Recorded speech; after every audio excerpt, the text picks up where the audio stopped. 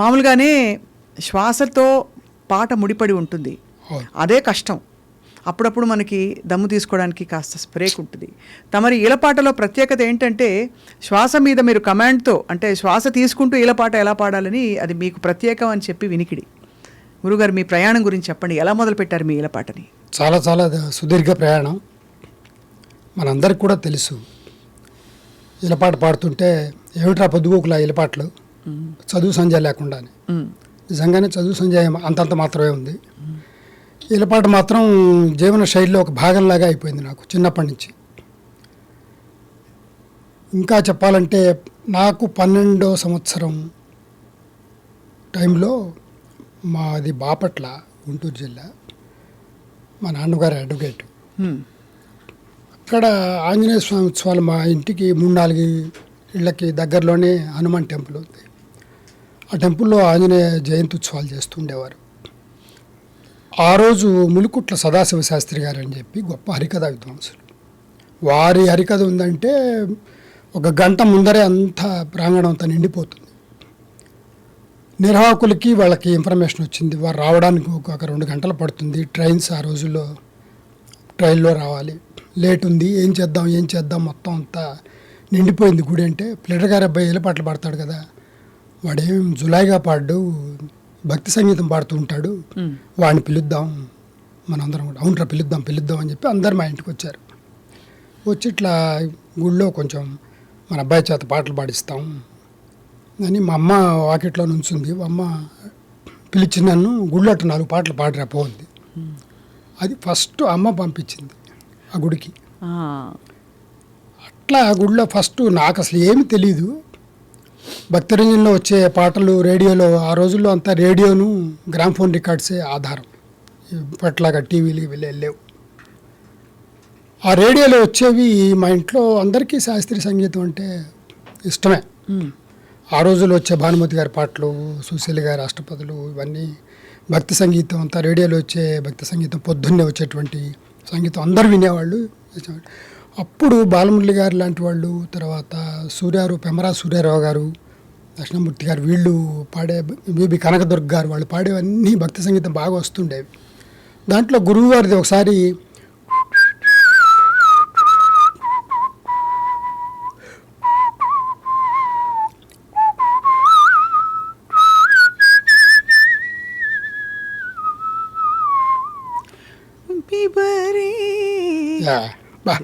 Super.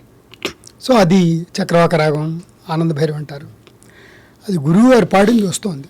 అది ఎందుకో నా మనసుకి టచ్ అయ్యి, సంగీతం ఇష్టం ఉంటే ఏంటంటే చెవులకి ఎవరైనా శ్రావ్యంగా ఏదైనా అంటుంటే అది మనకి మనం ఇమ్మీడియట్ చేయడం అలవాటు. అది అయిపోగానే రేడియో కట్టేసి అందరు పాడుకుంటూ ఉంటారు. నేను విజిల్లో చిన్నప్పటి నుంచి చేస్తున్నా కాబట్టి దాంట్లో వచ్చిరాని సాహిత్యం తెలీదు అప్పుడు. అట్లాగా ట్యూన్ అంటూ ఉండేవాడిని. అలా నాకు విజిల్ మీద అంత చిన్న వయసులోనే ఒక శక్తి కానివ్వండి, కమాండ్ అనండి, దాన్ని అలా రావటం అలవాటైంది. ఆ గుడిలో ఇవన్నీ పాడాను. ఈ భక్తికి సంబంధించినటువంటి మానస సంచరరే, తర్వాత చందన చర్చిత, శివశైల గారి పాటలు వస్తుండే, అవి పాడుతుండేవాడిని.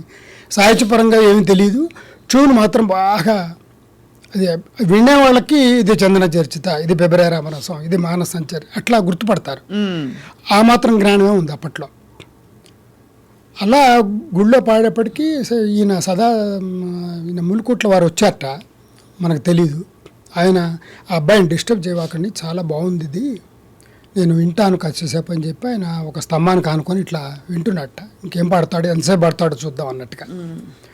అది 10 నిమిషాలు కాస్త 45 నిమిషాలు అయింది. అందరు చప్పట్లు కొడుతున్నారు. నాకేమో చిన్నవాడిని, అంతమంది చప్పట్లు కొడుతుంటే విజిల్స్ వేస్తున్నారు కొంతమంది. విజిల్స్. సో దాంతో నాకు తెలియకుండా అవి ఇవి నాకు వచ్చినవన్నీ పాడుతున్నా. ఈ సదాశివ శాస్త్రి గారు వచ్చారని చెప్పి నిర్వాహకులు అనౌన్స్ చేసి ఆయనకి రాగానే ఆయనకి దండేస్తే ఆ దండ తీసి నా మెడలో వేసి ఇది చాలా ఆశ్చర్యంగా ఉంది, మీ అందరికీ ఆశ్చర్యంగా లేదు అనగానే ఆశ్చర్యంగా ఉంది, అందరు చప్పట్లు కొట్టారు. కొట్టి చూడండి భగవంతుడి ఇది ఎట్లా ఉంటుందో అసలు, ఇతను చేస్తున్నది వాయుగానంలాగా ఉంది, ఇదేమో వాయుపుత్రుడి సన్నిధి ఆంజనేయ స్వామి గుడి, ఈ అబ్బాయికి చాలా భవిష్యత్తు ఉంటుంది అని చెప్పి ఆశీర్వదించి చేశారు. అది నాకు ఫస్ట్ ఇంప్రెషన్. ఒక మైకులో ఒక ఈలపాట చిన్నగా పాడితే పెద్దగా రావటం, మనకు అదే థ్రిల్, చిన్న వయసు కదా. అలా ఫస్ట్ మొట్టమొదట ఆ గుడిలో కన్సర్ట్ అయింది 12వ ఏట. నెక్స్ట్ డే బజార్కి వెళ్తే రే నువ్వే కదరా నేను నిలబడబడింది అని ఒకడంటాం, వాడ ప్లేట్ గారు అబ్బాయిలు ఎరా ఎప్పుడు పడుతుంటాడు అని ఇంకోటి అంటాం. ఇలా జరిగింది. అలా గురుగారు ఒక టెక్నికల్ క్వశ్చన్ ఏంటంటే, యా మామూలుగా ఏ ఇన్స్ట్రుమెంట్కి కానీ గాత్రానికి కానీ ఒక ఒదుగు ఉంటుంది. అవును.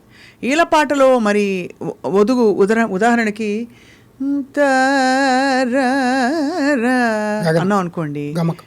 ఆ గమకం మనకి ఈలపాటలో ఎలా సాధ్యం అవుతుంది గురుగారు? అది ఎలా అంటే దానికి కూడా శైలులు బాణీలు ఉంటాయా? చాలా మంచి ప్రశ్న.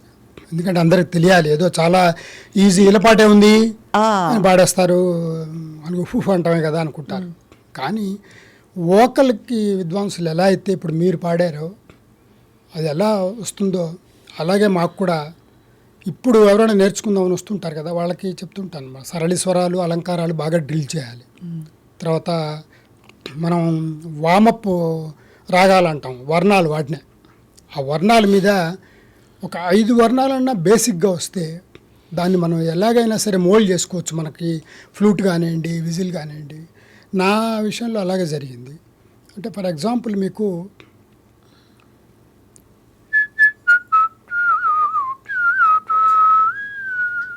గిరిధర గోపాల అని ఎంఎస్ సుబ్బలక్ష్మి మీరా అనే సినిమాలో యాక్ట్ చేసి పాడింది. అది ఎందుకో మోహన్ రాగంలో నాకు వినిపించింది ఏదో స్టేషన్లో. అప్పుడు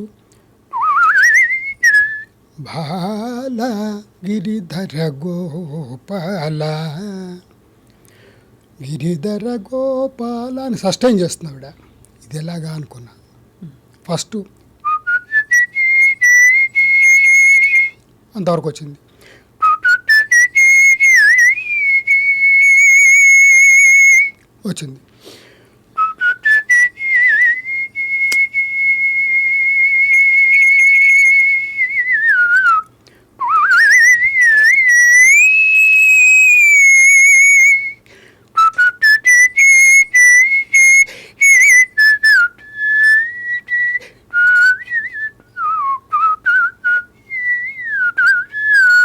అలే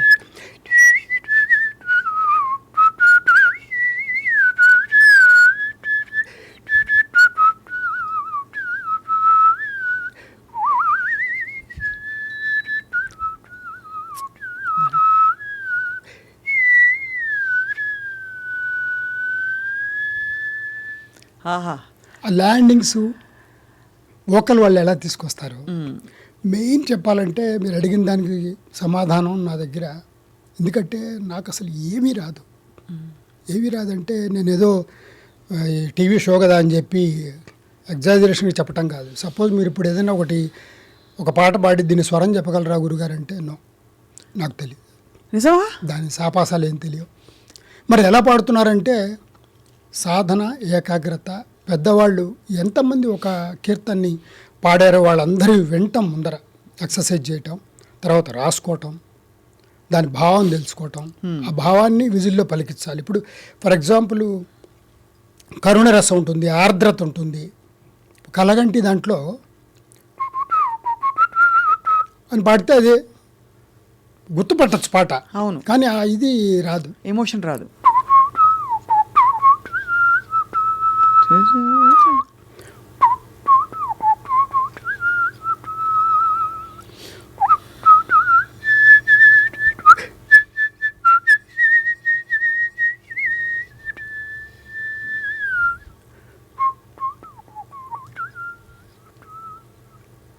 అలా మెల్లిగా వాళ్ళని బాగా వింటూ ప్రాక్టీస్, సాధన ఒకటే. నేను ఎప్పుడూ చెప్తుంటా, ఎన్ని టీవీ ఇంటర్వ్యూలు ఇచ్చినా కూడా వాళ్ళు ఏం సీక్రెట్ మీది, ఈ భాష లేదు, ఆ భాష లేదు, ఈ కీర్తన లేదు, పాట లేదు, సినిమా లేదు, ఇంకోటి లాంగ్వేజ్ లేదు, అన్ని లాంగ్వేజ్లో పాడతారు, వెస్టర్న్ పాడతారు, ఎట్లా పాడుతున్నారు, ఏం చేస్తున్నారని చాలామంది అడుగుతారు. దానికి ఒకటే సాధన. ఇది ఇంకొక టెక్నికల్ క్వశ్చన్ గురుగారు. ఫ్లూట్ వాయించేటప్పుడు వెదురు మనకి శృతులు మారిపోతూ ఉంటాయి. అవును. ఈలపాటలో మనకి శృతి ఇబ్బంది కాకుండా ఉంటుందా, లేక వెదర్ని బట్టి, ఏసీని బట్టి, వాతావరణాన్ని బట్టి మారుతుందా గురుగారు? ఏమీ లేదా. మీరు అన్నట్టు వాళ్ళు మంద్ర మధ్య తారస్థాయిల్లో ఒక్కొక్క ఫ్లూట్ తీసుకొని ఫ్లూట్ బాక్స్ తెచ్చుకుంటారు. అవునవును, ఇక్కడ మీకున్నది ఒకటే ఫ్లూట్. నాకు ఒకటే శృతి, ఒకటే ఫ్లూట్ గారని ఈ శ్వాస మురళి అనండి నారాయణ రెడ్డి గారు అన్నారు. ఎన్ని బిరుదులు మీకు అసలు, ఒకటి కాదు ఎలా అది. సో అలా మీరు అన్నట్టు. కాకపోతే ఏంటంటే మొదట్లో బి శృతిలో పాడేవాడిని 7లో. తర్వాత బాలమురళి గారికి పరిచయం తర్వాత వారు 1లో పాడటం విని 1లో నేనెందుకు పాడకూడదు చెప్పి సాధన చేస్తుంటే మొదట్లో కొంచెం హయ్యర్ యాక్టివ్స్ ఇబ్బంది అయింది. తర్వాత సాధన బాగా గంటలు పెంచేటప్పటికి నాకు తెలియకుండానే